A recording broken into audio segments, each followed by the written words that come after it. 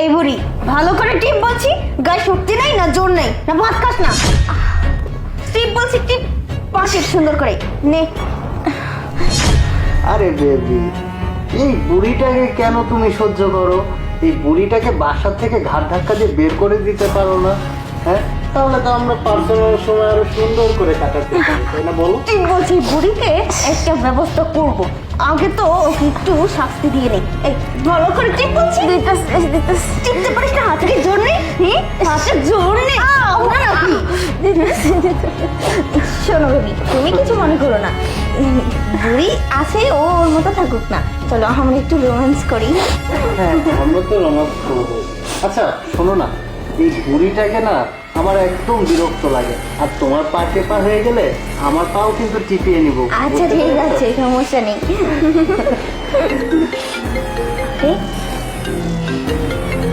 Arif call দিয়েছে।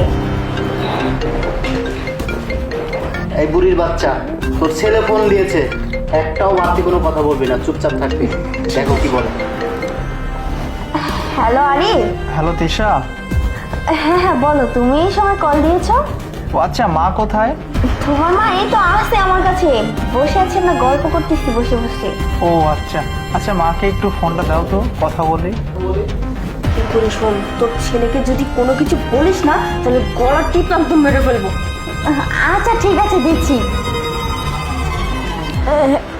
Hello বাবা। হ্যাঁ হ্যাঁ মা, কেমন আছো? আমি এই বুড়ি, কিরে ছেলে ফোন করেছে আর শক্তি এমনি বেড়ে গেছে না? এই পা ভালো করে টেপ টেপ।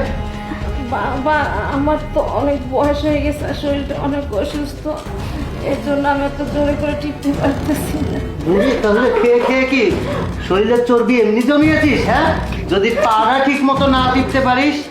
আচ্ছা বেবি শোনো, আমার না আর এই বিরক্ত ভালো লাগছে না, চলো না আমরা একটু বেডরুমে যাই, গিয়ে সুন্দর করে সময় কাটাই।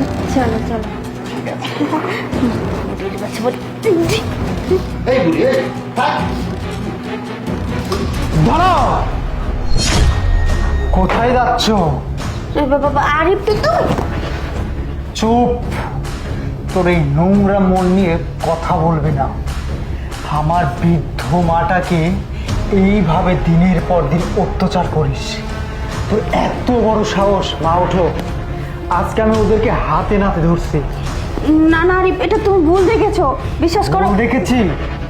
তুই তোর বয়ফ্রেন্ডকে বাসায় নিয়ে এসে বেডরুমে নষ্টামো করতে যাচ্ছিস, এটাও কি আমি ভুল শুনেছি? আমার